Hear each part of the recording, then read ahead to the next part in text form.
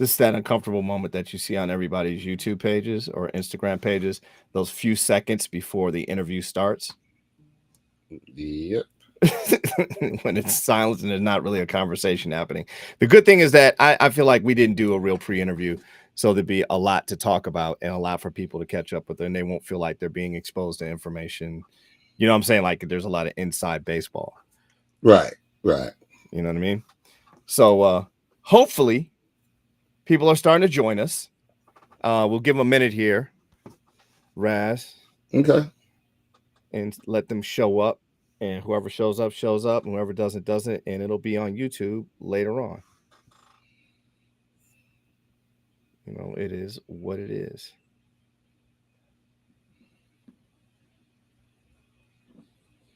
At one point in time, you were considering moving. Is that not? That just hasn't worked out, huh? That there hasn't been any place that is home other than home. No, that's honestly, it's a financial thing, man. I mean, yeah. If I could do what I want to do and have the capabilities, traveling, I would have done it already. I mean, it's probably more personal and financial. You know what I Right. mean? Have you ever thought of leaving the country? Has that ever No, been? I was leaving the country, 100%. I almost moved to Portugal. I was out. A lot I of people went, love Portugal. Why Portugal? it's not about nobody else. No. I understand. I'm just asking as a general. Portugal is for one. Portugal is beautiful. Portugal is literally almost touches North Africa, Tunisia. I forgot what country it is. So there's a lot of brown people over there, a lot of niglets. So um, there's a hip hop community that I got to get involved with, and I'm actually going back out there with a group called Dilemma, which is one of the biggest, like, legendary hip hop groups from there. So and Mundo Segundo.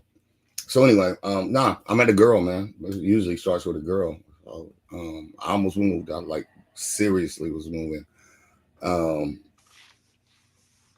and then just my timing. That what just happened before. I almost moved to Germany. Girl, meet a girl. That's some dope chicks in Europe. I ain't gonna lie. And then again, some of them niggas be nigglets. So just what I'm saying. So it's just different culture. A little less of the Americanization. I mean, that shit's traveled everywhere too. Just the thoughtyism, that's involved nowadays. But some people just a little more leveled. So you can meet a beautiful, good-hearted African girl in Africa or in Europe. You know what Are I'm you saying? being Eddie Murphy right now? No, I'm dead ass. I'm But just messing with you. foo a bitch. Yeah, but nah, more than once I've almost moved. And ironically, it just would happen to be in Europe. I got to meet somebody. Um, but yeah, eventually, sooner than later, I'm out. Culturally, as far as hip hop and as far as your reception in the United States has been one thing. In Europe and outside Europe, in the diaspora where Black people live all over the planet and people who are into hip hop live all over the planet, how do you feel your record has done in that context? How do you feel um, about the response over time outside the United States and in the United States? How would you compare them? Probably for the past 10 to 15 years, which I was a little fucking gnat. I wasn't cognizant because my passport was messed up Mm. up until about whatever the past 10 years. But Okay. even prior to that, probably the past 20 years. What they say is America is the biggest market. So let's just do math and business really quick. Because I have to start reminding people of that here in America. So the biggest market for rap is the United States. Number one market. Second biggest market is Germany. Third biggest market is France. And then when I started having to remind my friends, other artists, nigga down the street, whoever, niggas with opinions, bitches, from New York to Atlanta to Compton to Long Beach, whatever. I started having to explain to them that I would argue that America doesn't buy hip hop. America buys trap and pop and watered down, shit. So let's eliminate it because it's not buying real rap. Mm. And then who's buying rap? Who's buying hip hop? Then Germany's your number one market. Australia, France, and then if you could get in and start touching South Africa and all these other places. But America turned its back. Niggas got tricked and turned their back on hip hop. And so it is our home, to be perfectly honest. It's exactly what happened with rock and roll and jazz. That's why those people started moving. John Coltrane's in Japan. So and so, you know what I'm saying? Lena Horne or whoever. Motherfuckers had to leave because the niggas got tricked into doing dumb shit, um, thinking that newer was better because they got trained. And then you look up and Kiss is rock and roll and Elvis is blues and rock and roll or whatever. You know what I'm saying? Or Kenny G is jazz. Niggas turn their back on the shit that we create and it be our own people, with a nice gold pushed into uh, rewarding inferior music. Because Here's a question for you. A lot of people say that the system pushes rap that is less intellectual, especially less intellectual than yours. Um, is it the system, or is it also that that's what people on the street consume, like a gas station? Meaning, a lot of people go out and buy annihilators, but they don't buy salads. I know, but that's almost the Ouroboros. You know what I'm saying? Like, which one started first, ignorance, or if you give people a steady stream of it, will they be prone to opt for it? I'm gonna lean into it's 50-50. People were buying Cool G rap and Tupac and De La Soul and Paris, the devil made me do it, whatever. And then we got a steady stream of that kind of, poor righteous teachers and all that. That X Clan and all that. They kind of turned that water hose off and strictly promoted a certain kind of rap music. And if you get trained on that diet, that's kind of what you opt for. And it probably is a lot more. Sugar's addictive. So ignorance, escapism is addictive. Like it's definitely party mindless music. I don't have to think hard, and I'm not even overly judging it. Everything has a time and place, but again, there's balance. I can't wake up, eat cake for breakfast, then eat cake for dinner, then eat cake for dessert, then eat cake juice for water. You just can't do cake all the time. We've just gotten cake. Yeah. Right. And yeah, that being the case, I mean, where does that leave someone like yourself? You're an intellectual. Well, again, what I realized is, I mean, I literally, when I first moved to New York, I listened to Ice Cube. And nigga said I'm pushed rhymes like weight, and I understood where my bread was buttered. Unfortunately, I didn't get the support that I thought, my home would give me. Not the niggas in jail or the street niggas or whatever, or they like brass, dope producers or whatever. Why do you think that is? Why does a dude? Well, let me finish because now your questions is coming too fast. Yeah. Go ahead. Yeah. And so I don't want this to sound like a collective punishment for the West, but in general, I didn't fit into a certain brand and theme, and I just found it harder to get the opportunities even to this day. Like it was like I was too hip hop to be street, too street to be hip hop. So I didn't get booked with the gangbang rappers. I didn't get back I didn't get booked with the the Far Side guys or not like that. So it was just I was always in a weird place, which is fucked up because why did I have to conform? Like if I'm bringing something to the table. And I understood that my bread was going to be buttered back east because they valued lyricism. And our values just based on what our radio supported, what became successful was kind of a stereotype of what the West Coast is, which is, the gangster rap shit. And not that some of them niggas ain't gangster, you know what I'm saying? Like I love that culture. I love that music. You know what I'm saying? But it wasn't it wasn't my reflection of my experience in LA. So I try to cover mine. My shit is a little bit gangster, it's a little bit nerdy, it's a little bit comic book. It's, you know what I'm saying? I do Marvel references before it got popular, before the MCU, socio political. Yeah, but definitely some hood shit and street shit because that's the shit I experienced. Like, but to answer that question, again, I left. I listened to Cube and I was like, I'm pushing my rhymes like wait. So I have to go where they want to buy my dope. And that happened to be East. And why do you think you're embraced so much, and you are embraced by those who are incarcerated, and you are embraced by those who are street intellectuals?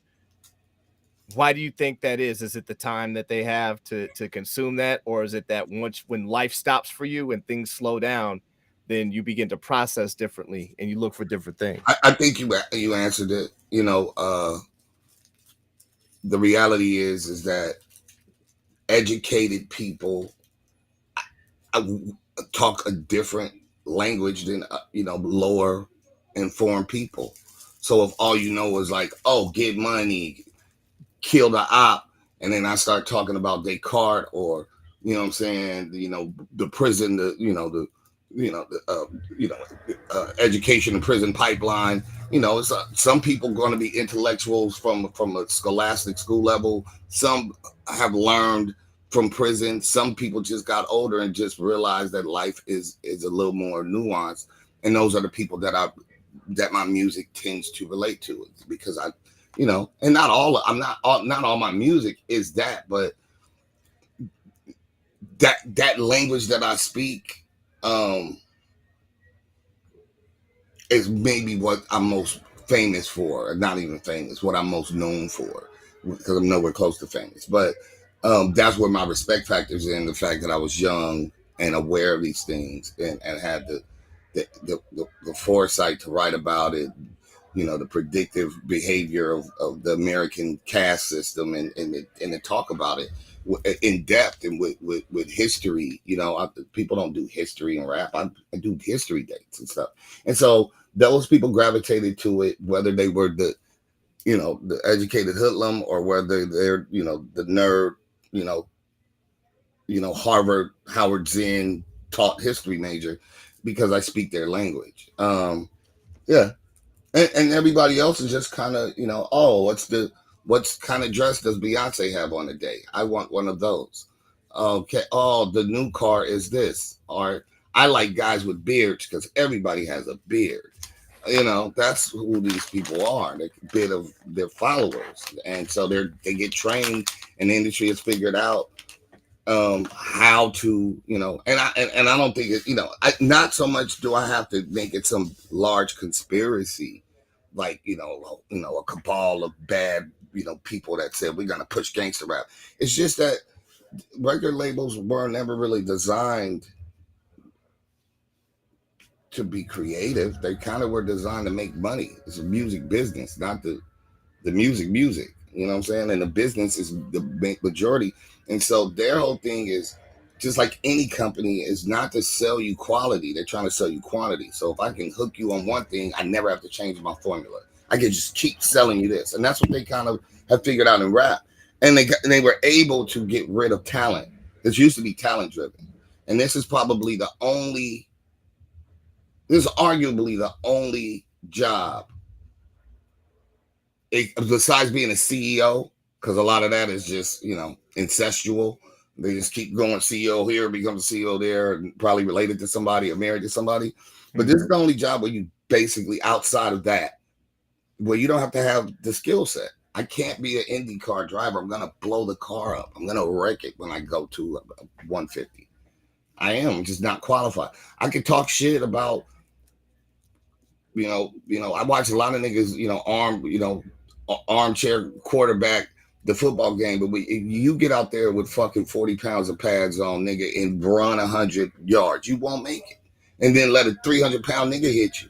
You're gonna die. So a lot of these other things require a skill set that the better you are, the more you get compensated and notoriety. Whereas with rap, it's just been kind of put to a, like being good at rap is too bad. They got a word for it. Like, oh, he rap. It's literally called rap. Like, what do you mean? Like, you nigga too lyrical. I remember a magazine said that about me. Over lyrical. What the fuck does that mean? It's something called rap. That's crazy. So we had already started changing the rules that being whack at it was better because the average dummy could get it. And that completely undermines the skill set. Rockers wouldn't go watch these niggas get on a guitar and go bang, bang, bang, A, B, C, D, E, F, G. No, they want to see a nigga shred. They want to see they want to see the boxer knock the nigga out. They want to see the quarterback throw that mother, you know what I'm saying, gun it. This the only shit where niggas get mad at you when you do the equivalent of it. They like, oh, I don't get it. It's too hard. It's really whack. We've trained people to be whack and not to appreciate the skill set of rapping. And even DJing, it's become there a little bit too because it's more brand driven as opposed to skill set driven. But that it literally kind of, yeah, it's a little disappointing, but it is what it is. How does that happen? Do you think? How do you think art devolves? And at what point? I mean, maybe we've always noticed it, but at what point did art start to devolve? And where do you think that came from? Art started evolving, and probably before then, The Andy Warhol era, was it I would pop art? I'll go way before that. I would probably say art devolved in the Renaissance, and not the Black Renaissance. I'm talking about the Renaissance period, when they used to be patrons of the art. So whether that was the church Or the that was some rich Medicis? ass family, and they just say you're dope, yeah, the Medicis. You know what I'm saying? Like, hey, nigga, you fresh? Just go over here. We gonna give you a house and some paint, and we gonna we gonna sell. Make Jesus look like me. Well, that part too. Well, that was the fuckery. But that I just think that's kind of when if it's financed with an agenda, it kind of starts destroying the integrity of the art. Whereas most people, one thing, graffiti is an old word, and graffiti comes from the Romans, because they used to write on the walls like "fuck Caesar" with dick in Caesar's mouth. You'd probably get your head cut off if they caught you doing graffiti, because it was rebellious. You understand what I'm saying? Art usually is rebellious. It's trying to make a statement. You know what I'm saying? Even the jester in those courts, kind of what his job was to kind of tell the king the truth without saying it out loud. That's why niggas like Chappelle and Richard Pryor and all the ill comedians, because they say the things that we think that we probably can't say out loud, and they manage to say them shit some kind of way, where we can all laugh at it, knowing that shit's dead, true as fuck. And so I always felt like that was kind of what hip hop, jazz, you know what I'm saying? Curtis Mayfield, them niggas was doing that. And I don't know when we just decided earlier hip hop records, you know what I'm saying? The Message, all that stuff. So for me, I thought that was an agreement within our culture, but then, we kind of, niggas got the bag, and niggas was just like, look, man, it's easier for me to just make these party records. I'm gonna just do that. So and then the girls figured out. They like, why do I have to listen to what niggas gotta say? I should just say what niggas say, and then I'll just pull my titty out and be like, eat my pussy, nigga, give me money. And now the girls buy the records anyway. So, and then niggas will do it. Now niggas have literally become the bitches in their own culture. I bought her some shit. I gave her the money. I'm a pimp. You're not the pimp. You the trick, my nigga. Was it ever their culture? Ratchet, whatever the fuck you want to call it. It's just, I get money to give the bitches. When niggas started rapping about that, we was already on a slippery slope to nowhere. And now the girls don't even need the niggas to make the songs. The girls make their own songs for it. Has it become all too accessible? All too easy?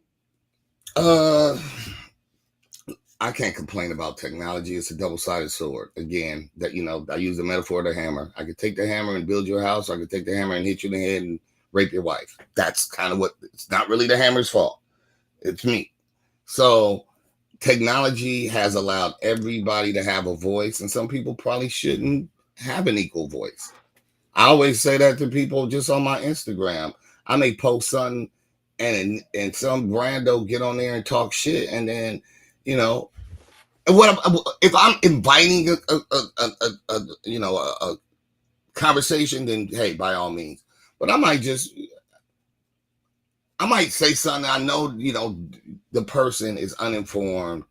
It may not even be political. It could just be some rap shit. Like literally, prime example. I told a story about when I was working with DJ Premier and when I heard Ether. That day, I happened to be I was working on Golden Child. I was at fucking what you call them? Can't think of the name of the studio. It's closed down now. But anyway, I was with Premier. Nas came. This the day Ether dropped, and then that night I went out and I saw Jay-Z. So I was telling that story, and then the nigga just wrote, and that's cap, nigga. And I was just like, what? And I said, wrong.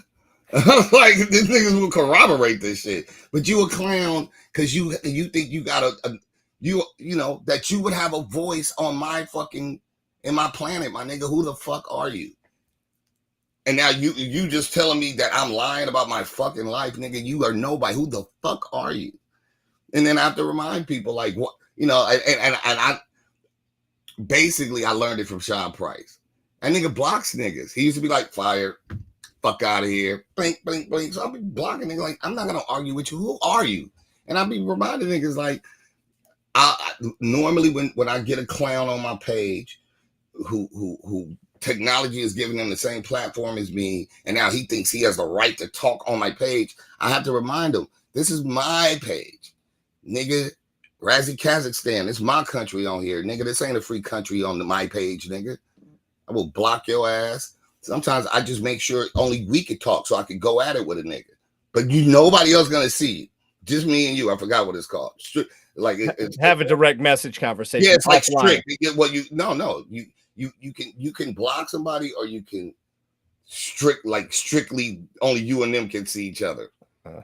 So I'll do that with niggas all the time. Like, I go at it with you, but you're not gonna get a platform off of me, nigga. Never that. Nigga, I'll just burn you down personally back to back.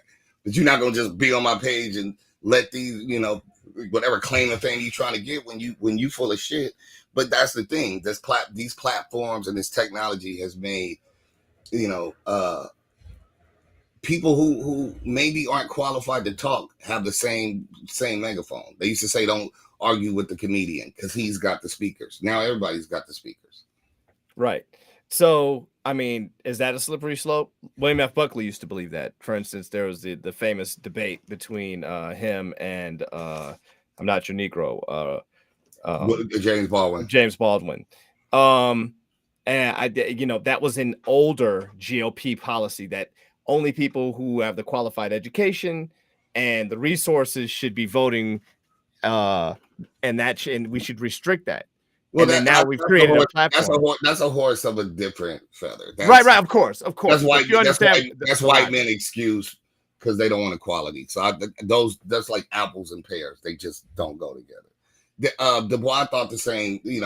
Closer to our conversation, Du Bois thought the talented 10th, that those people who are educated should probably have the voice to talk the biggest voice to talk about and to represent. Yes. Mm-hmm.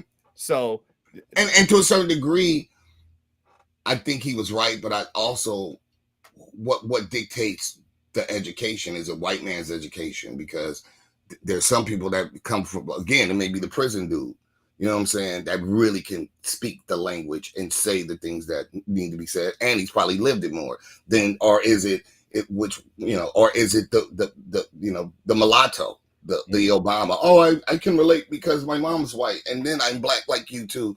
Maybe it's a mix of those two, but how does the mulatto really tell the dude that really came up dirt poor, not related to no presidents, and still pulled himself extricated? Shouldn't he be more qualified? So the problem is that we're using money to validate who should have a voice or success. That's what we do, which is the wrong thing to do, because the people, the people who allocate the money don't usually have our best Our interest. best interest and our long-term interests. Right.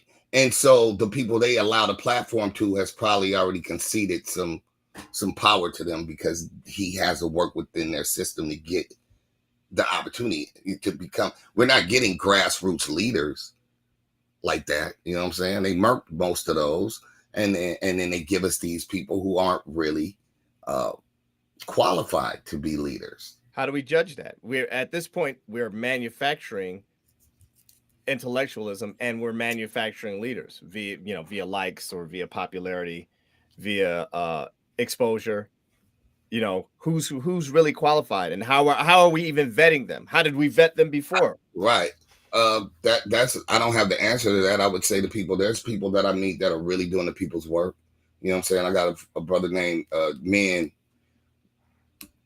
in the Bay. He's out there really, prison advocacy. You know what I'm saying? He came out the pen, changed his life, and he really does the people's work. He out there doing it every day, more than me. With a rap, busting a rap. There's people that actually are out here, serving the people. And so that would say to me that shows who's qualified. And saying there's other people that are scholars. I used to have a brother Ali when I studied with the Moors. Ali, taught me and many other brothers, and fluent in Hebrew, fluent in Arabic, fluent in knowledge. You know what I'm saying, and the history of our people. That's the type of brothers that I think we need to be pulling in. You know what I'm saying?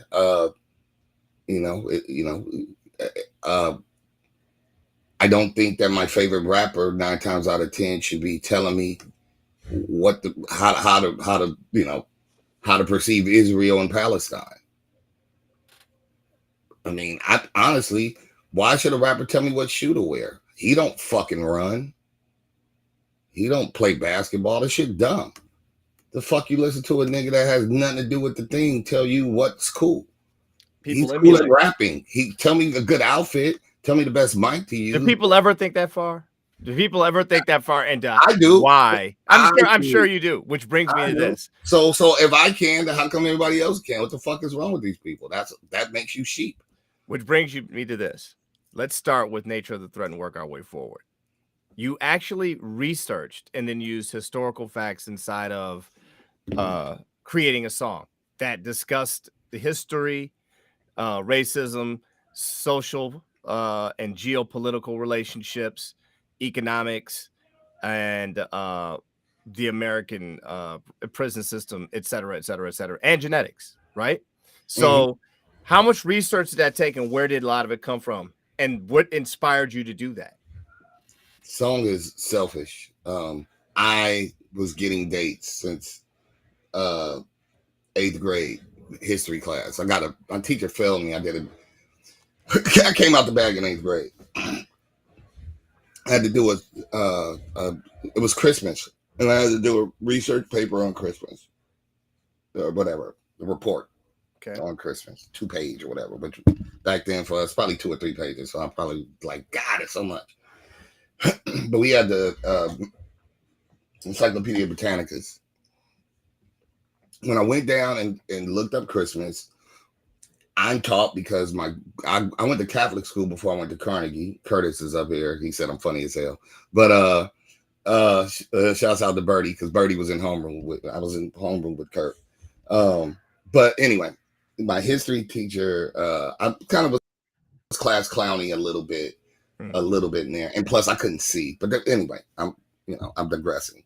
I was raised Catholic, but supposed to be undercover Christian, which was whack. Because my mom would be like, "Well, we're not Catholics, we're Christians." I'm like, "Well, but don't tell your grandmother." I'm like, "Well, that's whack. I'm a kid. Why are you already putting this type of shit on me anyway? Like I'm living some double life, like I'm Anne Frank and shit." So that shit was already one thing. So I'm getting 2 forms of education. My mom is telling me this one belief system. My grandmother and the school I go to gives me a different form of belief system. And then I go do my history report. My Christmas report. And the book, the encyclopedia says, see pagan holidays. In both of them, pagan mean devil. So that fucked me up off top. And I remember I just went to my mother like, hey, what's that mean? Why should I be looking for pagan holidays when Christmas is Jesus? And to her credit, she said, can't tell you that. You're just gonna have to read for yourself. And that was it. For me, that the horse, they let the motherfucking, like the Floodgates open. scale. The floodgates open. The scales came off my eyes because I read pagan holidays. I learned about Easter, and I'm like, and then I went to the church that my mom would have us go to, and I asked a question about Halloween, and the pastor's wife, I remember I felt like I saw the devil come out of her because I asked a simple question. I said, if this is a pagan holiday about witches and satanic rituals, just because you paint Jesus over it, shouldn't we get to the source and the wrong? And she got mad in front of everybody and said whatever she said, and I left. I never came back. That was that for me. That I knew people like the problem. Even with, I don't want to get off on a tangent, but the problem with our country specifically, and the problem with most people that come to this country, is that they have a narrative that's not based on fact about who they are. That goes for Mexicans, Filipinos, white people, Arabs. Everybody's lying. They won't go read nothing to figure out who they really are. Then they come to a place that rewards you for being as white as possible. So we all ascribe to fucking get as white as we can. Some niggas bleaching their skin, don't get it fucked up. Indians are bleaching their skin. Asians are bleaching their skin. Latinos trying to fuck the whitest white girl so they have a green-eyed kid. And then, so you're trying to assimilate, but how far did you go? Michael Jackson, that nigga didn't have no fucking vitiligo, nigga, because my niece has it. Go in blotches, that shit come. You don't just be light-skinned the next day. So we all are a victim of being misinformed about history, about who made what, who did what. And so we hate ourselves because we the bottom of the food chain as black people. And then I have to remind black people there ain't no country quite called black. So nigga, we the homeless motherfuckers that don't really got a place. This really is our home. And then they not informed to know that we were here before the slavery. So we're dumb as fuck. So of course we like dumbass music and do dumbass shit. But that's our responsibility to get better. Our grandparents and our parents worked to, survive and keep us in a house or whatever. And some people didn't have that luxury. They had to get out in the mud and go get grimy with it. But at some point, we have a responsibility to ourselves to try to do better for one another. And right now, we only validate whoever makes a lot of money, who probably got his money sucking the devil's dick, he or she. All right. So our values are fucked up. We're fucked up all the way around. So I'll just finish with this. And me, Soul and Ice is truer now, 25 years later than it was. And I've been fighting that fight and trying to tell niggas shit, and niggas don't listen to it. So I feel like I've done my part and I'm quitting. I just say the shit now that I want to say how I feel like saying it. But I don't, I think that, and I'm not saying I'm some kind of prophet, but I definitely got put some things in my heart to give to my people, and I try to do it in a way where they would receive it. And I think they didn't give a fuck about it. And then when these white people start cutting y'all niggas heads off and shit, and while they training nigga and they already murdering motherfuckers, like Trump probably gets reelected, niggas going down. All I'm gonna say is I told you so. My goal is to already be the fuck up out of here. Tell us about I know you've got a meeting. And I want to watch your clock as much as I'm sure you want to watch your clock. Tell us about the new single and what motivates that. And let's review that and let's talk about that, because you got a hot song. It's more of a mixtape record because, and I say that, Raz, because it's an existing track, and it's 100%. It's not inside of the context of a bigger body of work. Most of your albums have been. It is though. As far as I know, it didn't start out that way, but it became a bigger body of work. And how so? The song is called 5450, and it's the idea of one of the visual artists from Patchworks. Her name is Samandi. So Samandi came up with the idea. Kurt shot it to me, Curtis from Patchworks. And Kurt suggested the beat. So we used Organized Noise, Two Dope Boys in the Cadillac, Outkast joint. and and and Fantasy Images. Keyshawn did the The graphics and edited the layout, or video, you put the did, yeah, video together. you did an actual video for it. Yeah, we did. The video just came out like yesterday. Tell us where real quick. Today, I'm bugging. The video came out today. I'm which is tripping. why we're So talking. please support the video. It's on YouTube. It's on Patchwork's page. It's on my page. Wherever you can get it. One second, Curtis, can you please put the link to the video, and can you please put a link to the actual song in the chat, or you do that as well? I don't want to distract you, Raz, by doing that, but I do want people that are here listening to hear the new song and get a bit of the context of it, and actually to see the video. Yeah, and just to explain what the song is, it's called 50-4-50. So it's 50 years of hip hop. So we're doing 50 bars for the 50th anniversary of hip hop. And so it's a celebration. I'm glad to say that Organized Noise approved it, and just, felt really good about it. Hopefully, Andre and Big Boy will hear it at some point. And, I feel like we did it justice and showed love. And I kind of overviewed it's like nature of the threat for hip hop. Nature of the threat for hip hop. For hip hop. Yeah, it is. Yeah. Nature of the rap. That's what it is. Nature of the rap. So yeah, man. Nature of the culture. So man, it's a dope record, and we're putting it on something called Alexander. The mixtape drops next Monday, and it's just a mixtape of kind of some gems, some overlooked records that I've done from the past, and some unreleased new records. So 5450 is a newer thing. I have a couple newer things, and I got a song with Marley Marl I did like in 2001 called Top of My Game, which was just kind of fun because he's Marley Marl, and he has a specific sound, and you get to be a part of that sound. That's 8-bit 16 track, amazing. Well, just sharing these things that kind of Nas had the lost tapes and stuff like that. So sometimes you make these songs that they don't fit an album or they don't fit the project at the time, and you just find a place, a home for it. So it's called Alexandria's Hard Drive. Is the name of the mixtape because of the Alexandria Library. Yes. Well, see, you would know that. Everybody should know that. There probably would be a cure for cancer right now if they had not burned that library down. They probably would. I don't believe they burned it. If you run in and you get all the gold in the pussy, you don't burn it and kill it. You just you put it someplace else. The thing is, the claim that maybe they. Here's the thing. I've never been, but many say there's all kinds of things in the Vatican, including other books of the Bible. If the building burned, that makes people think that the information has been destroyed. The information could be anywhere. I'm simply saying that your ability has, in ancient cultures, they used to have the ability where you would go in and you could literally go into places and study as an intellectual and gather information. You can't do that at certain historical places anymore. You have to have clearance. And the different levels and layers of information that you go through, you have to have special clearance for. Like you can go to layer 4, but you can't go to layer 7. Or you can go to layer 1, but you can't go down to this next level. Well, in masonry, they have degrees. You know what I'm saying? In college, that's where you get that. You get a degree. That's all masonry. So it's the same thing. The levels, the layers, the levels, the degrees. All improvable. All things that we can't prove. But the reason why I called it, and I think we kind of assumed that people would know what we're talking about.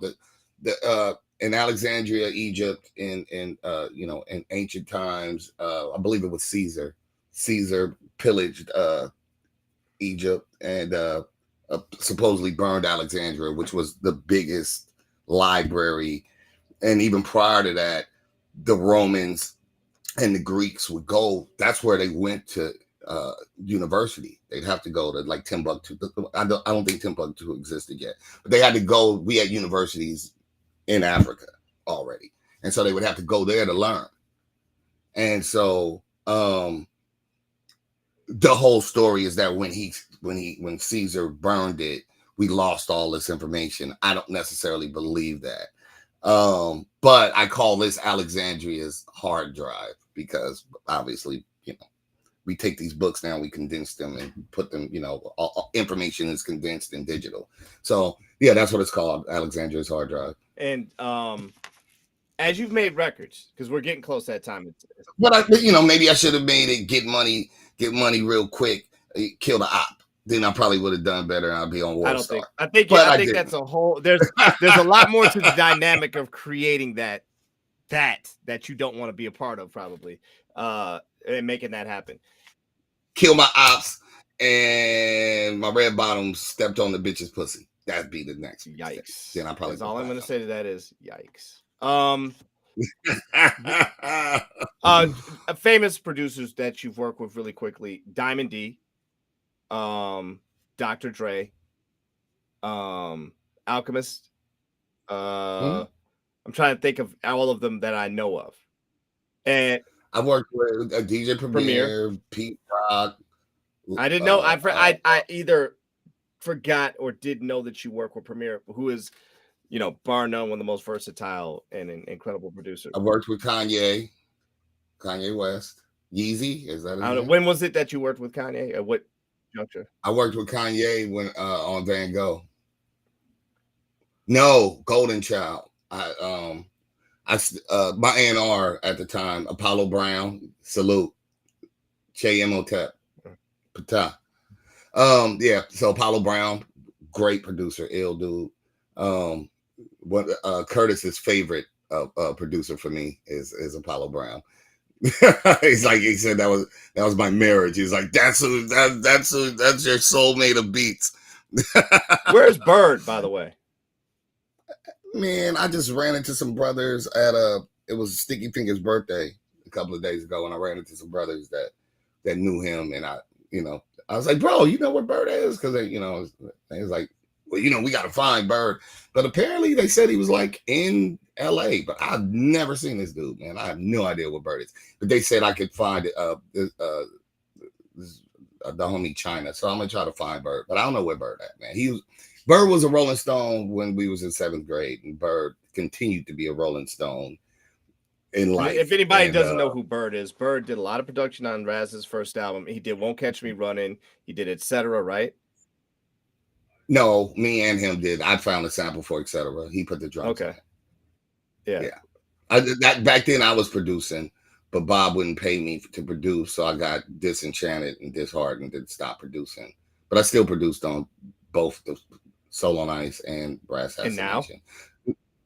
And I'm producing again, but I gotta learn a DAW. So me and my cousin S-Class, he's my fingers now. So I still find loops. I've always done it. Dre used to say that about me. He's like, you're a producer. He's like, I can't play drums, nigga, like that. You know what I'm saying? I don't even play keys like that, but I'm producing. I have the vision of the tempo of the record or what instruments and all that arrangement. Somebody asked you about Black Alicia's dedication, and was that about you? Did you see that question? Oh, I'm not hip. Yeah. I'm not hip. And somebody asked about the twins. Yeah. It's sure. Let's take a minute and you say whatever you would like to about that. But this is about you, and I know everybody's talking. It asks you repeatedly about them. That's your project. Yeah, it gets on my nerves. No, I'm just kidding. They're my kids, man. I'm very happy for them. I'm excited. For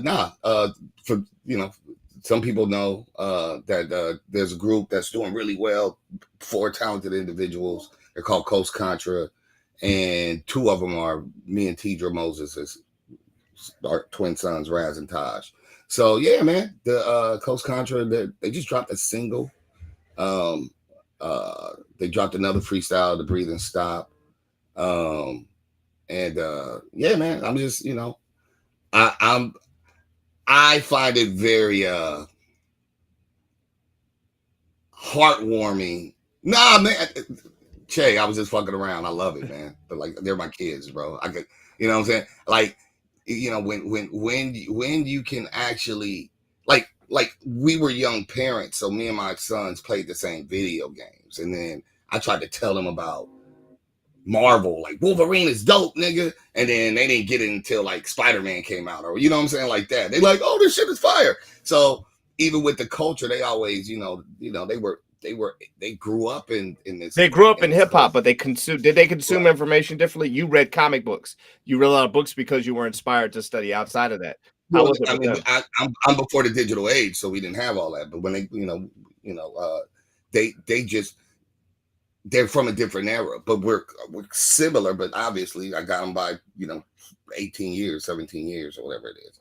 Right? But they I didn't think necessarily they would step into being artists. And when they came back, they graduated high school 17 and they came back to LA and they were like, no, we really want to rhyme. And I was just like, yo, man, like this shit ain't easy. You know what I'm saying? Like and then for them to kind of be younger dudes that wasn't gonna do what's trendy. Sure. I was like, that's a hard road. I would never tell you can't do it. I believe, y'all niggas is dope. Y'all really care about the culture. And to see them get, the way I explain it is this, I'm really grateful to the culture, the community at large for giving them an opportunity. And I'm really impressed by them to stick with their guns, not try to say, well, we gonna do some easier shit and we just gonna make a whole bunch of trap records and just fucking try to go commercial. They're like, we bought these bars, Pop, and we own these bars. And I'm like, okay. Do you get to observe how they create, and is their creation and their process similar to yours? No. They're still sharp and steel. I'm by myself. You know what I'm saying? So they're super hard critics of each other. And they always been like that, but it's all in love. So literally they do shit and be like, nah, group vote. Like, you could do better. And nigga might have felt like he killed it. The nigga gotta go back to the drawing board. So I love it, man, because they are friendly competition, but it's never on no ego or no hate. They just be like, yo, we want to kill the mic. The niggas is real spitters, man, and good-hearted people.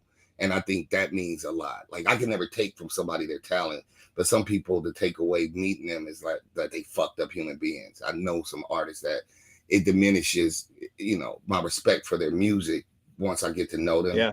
And I'd always kind of, we all have our demons and our problems. Nobody's perfect, but some people are just like fucked up.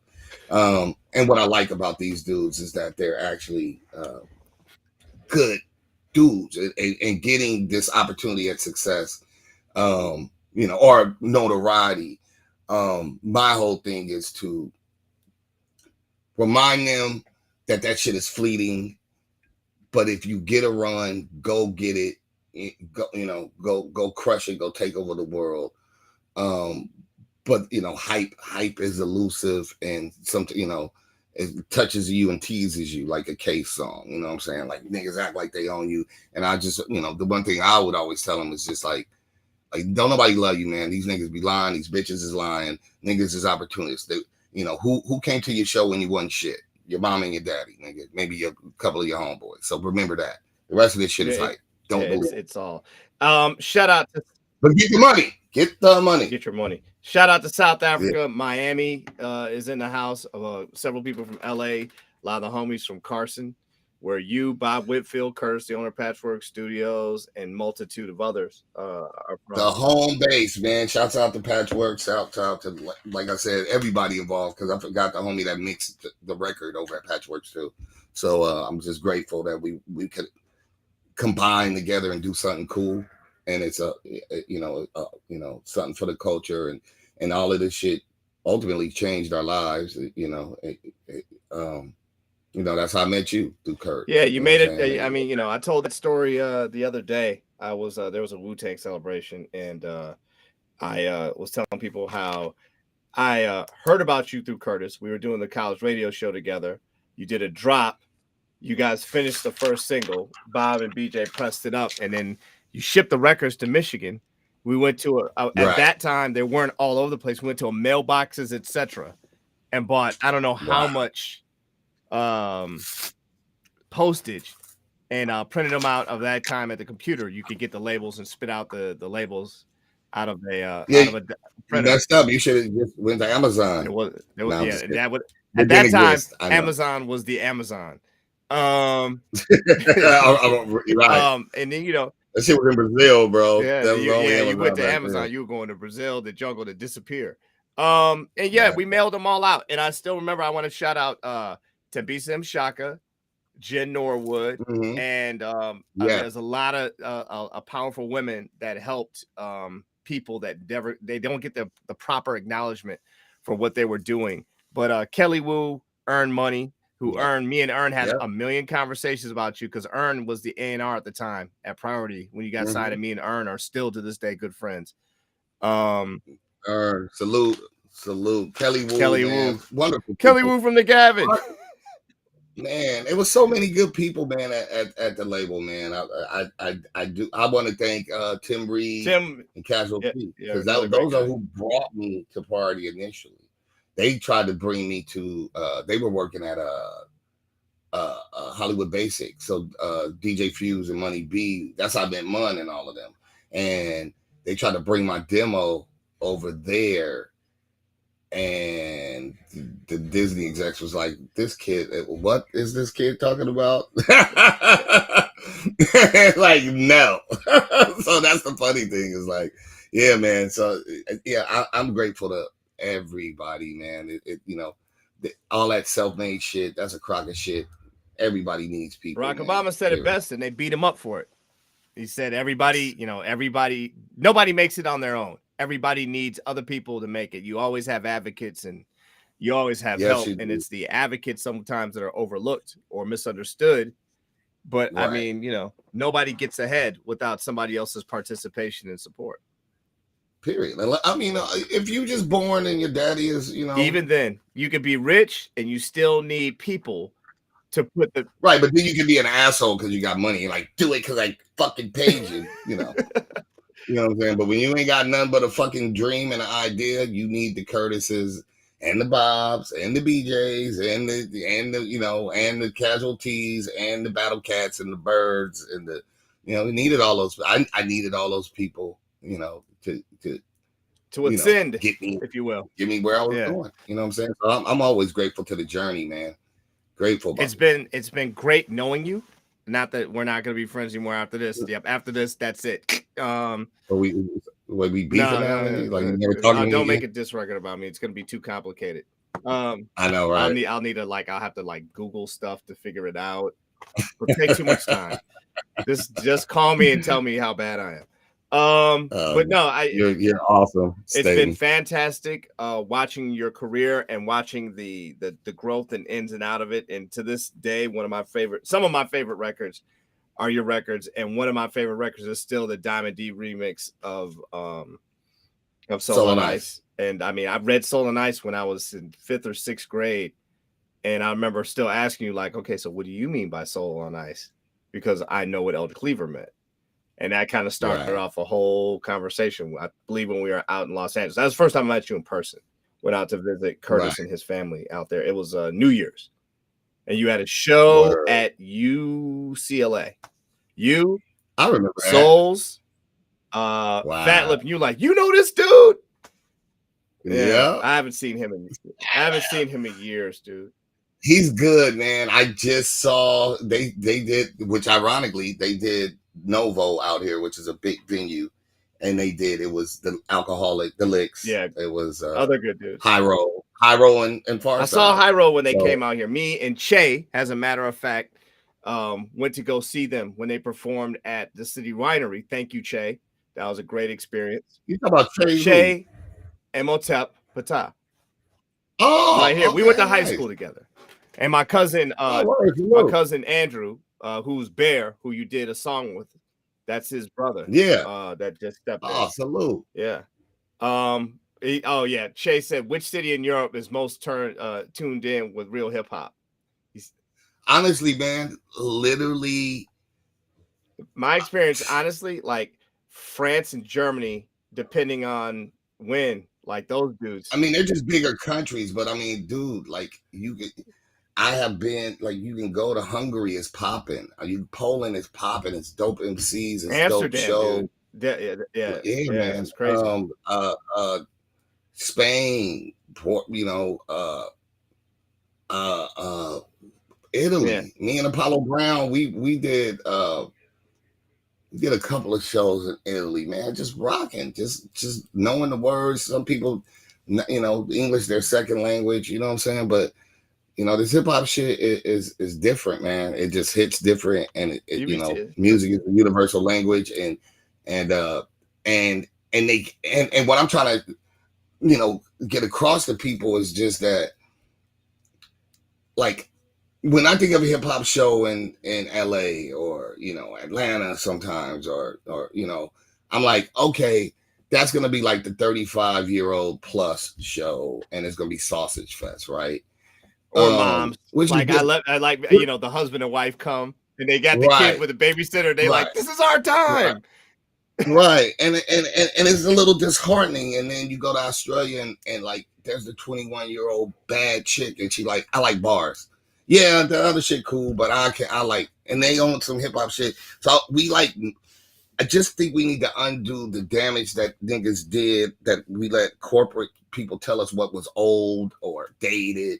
Nobody, niggas are still going to Duran Duran shows, and so, what I'm saying, Dolly Parton, and you just went to Elton John. It's still going to be people, young people, old people. Like, this is supposed to be inclusive and growth, and they told us to start mistreating anything that isn't gyrating and 25 years old, male or female. Like, we got to stop that. You'd be surprised. You'd be surprised, as I've told you before, who the people who really generate that are. That's why I asked the questions earlier. You'd be surprised. Well, I'm just saying, as a collective, I going to the Far Side show, the ones in London, because we did some gigs together, and then going to the one in LA, man. I like when I see younger people, black people, Mexican people, white people, Asian, you know what I'm saying, and seeing the next generation, people coming up that, like, very rarely somebody come up to me, male or female, and they be like, I fuck with your shit. And I'm like, how old are you? They're like, oh, I'm 22. I'm like, my nigga, I'm older than you. That's crazy. You know what I'm saying? Like, yeah, my pops put me on, but this shit fire. You know what I'm saying? That's humbling. And that's what music is supposed to be. And we got to stop with this ageism. Remember 2014? Yep. The Alcoholic song. I vaguely. Everybody should listen to that song. It's a post-apocalyptic J-Ro song on the second Alcoholics album called 2014. That's kind of like a dystopian future where he bumps into this kid, and the kid takes him down into an underground community where they're still into hip hop, and it's kind of rejuvenating for him. It's called 2014, and it's 2023 now, which is fascinating. Is that record was like, I don't know, 1996, 1997. Wow. Yeah, I gotta go recheck. Shout out to E Swift, Taj, and J-Ro, who's really, if J-Ro really is having a good life right now. It's cool watching his Instagram and his Facebook. Oh yeah, man, he's living his best, man. The road to the J, bring his ass out to play. Dope it, what a dope MC. Well, listen, man, I don't want to eat up any more of your time. Everybody, please do your homework and look online and try and find these more recent Ras records, and the most recent one, which is the initial single from the mixtape, that is an art project essentially with Curtis and the whole team at Patchwork. I'm sure everybody here in Atlanta knows that that's one of the largest studios in the Southeast, and it's a bastion for hip hop and a nexus point. All these people have met and interacted, and records were created just by people being across the hallway from other people working, which is very 1960s Beatles and Pink Floyd working at working at the same studio, that kind of stuff. The magic can happen there, man. That's I plan on getting out there and hopefully making some more magic happen. And I do want to shout out, I don't want to do got to bust the move, but I did want, I'd be remiss to not also shout out CL, Digiwax, Money Matt, DJ Manny Faces, the Fleet DJs. They're part of this livemixtapes.com is I don't know if it's exclusive, but we'll be there next week with the mixtape, and it's free to my understanding. So we're just giving it to the world. So get familiar, man. I'm always creating music because I enjoy it, unless I just can't. If I had something horribly go wrong, which knock on wood that doesn't happen. So I'm always gonna make music. So and hopefully I'll make things that or at least that are at least dope. I don't want to just make raps to be rapping. I'm trying, we trying to make shit that means something, that's dope creatively, artistically, and so I'm not. I've never really been. Honestly, I didn't come into this game to be like double, triple platinum guy. But I wouldn't mind like a constant gold. That's what I Guru would. Guru told me years ago when I used to do all that street promotions for him with the Gangstar Foundation and Guru and J-Ru, who I knew probably better than everybody else. Mhm. Not better than other people knew them, better than the other people who were in the Gangstar Foundation is the Right. context I'm putting that in. I didn't know Premier as well, although I admired him and emulated and studied him. I just didn't know him that well. And he told me once he'd rather have a series of gold records or a series of 100,000 sellers with an audience that actually wanted to hear what he was doing, Right. rather than have multiple platinum records or a platinum record. Because sometimes people Right. have these platinum records and then they disappear. Right. But Yeah, if you've got an audience, because the crowd is fickle. Yeah, and that's really kind of my goal, is just trying to curate the, and I'm always, my whole thing is like, if you like, whoever, if you like Rakim, if you like Nas, if you like Jay-Z, if you like Eminem, if you like Royce 5'9", if you like motherfucking, like, nigga, you'll like Ras Kass, so fucking listen to some shit.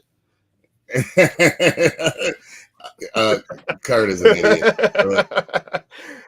You know what? Actually, Kurt, you should. Oh, and rest in peace, K-Slay. I do want to shout him out, man. They just dropped posthumous, but his 200 MCs. I'm on it, and ironically, Oh, wow. I'm like, I'm not right after, but I'm like maybe one person after Melly Mel, and he stepped it up on that one. Listen, Melly Mel is talented, and I think love Mel.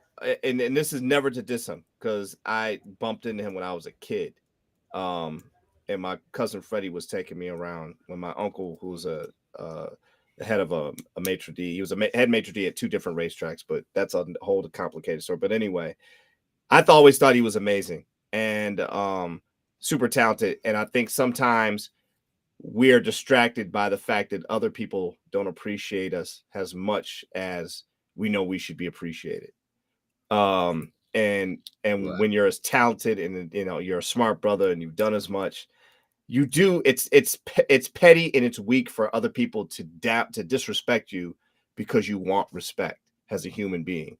That's what the entire civil rights movement was about. That's what the women's rights movement has been about. That's what all of us on the various sides of the aisle are about. We're upset because we think that those who control the resources above us don't respect us as human beings and don't see us as their contemporaries or as their associates in the game. And that hurts, especially when you're somebody that was there first, when you open the store. Right, of course. Well, everybody wants their, I mean, Gangstar, be talking about it, and then I got to get out of here. But, Guru said, get a credit where it is due. Get a credit where the credit is due. You know what I'm saying? Everybody wants, at least, even if you don't get the bag, the major bag, like, admit that this inspired you. Give that person that shine. That's why I said the line about Mr. Mac. You know what I'm saying? Because he said that shit. I just thought it was a dope, brilliant thing. It resonated with me. And instead of trying to make it my own, I'm just like, word to Mr. Mac. Don't confuse, attention with success. You know what I'm saying? And it meant a lot to him, to give him the credit where it was due. You know what I'm saying? So yeah, I think we need to honor our legends. You know what I'm saying? And look, whatever. Fucking Wilt Chamberlain and them niggas had tight ass shorts on, high ass socks, whatever. You know what I'm saying? You could make fun of a nigga's style, but you still gotta respect the demo that he put down. Niggas, so even if that style, we've evolved past that, I don't even think, personally, I don't think I would have picked that fight, because it's just the wrong fight to have with a legend. Like, let that breathe. Me personally, I would have done it that way. Sometimes anyway, you got to be Boba Fett and say it's not worth it. Yeah, sometimes, bro. Thank you, everybody, thanks everybody for attending. Thank you, Raz, for giving. Right. No doubt. I'm adios and peace, y'all. Thank you. Hey, share it out with all your people, and please go find the new Ras Kass single, and please go out and invest your time and watch that video, and stay in contact, you guys. And I'll be looking for somebody else to talk to. Peace, man. All right, brother.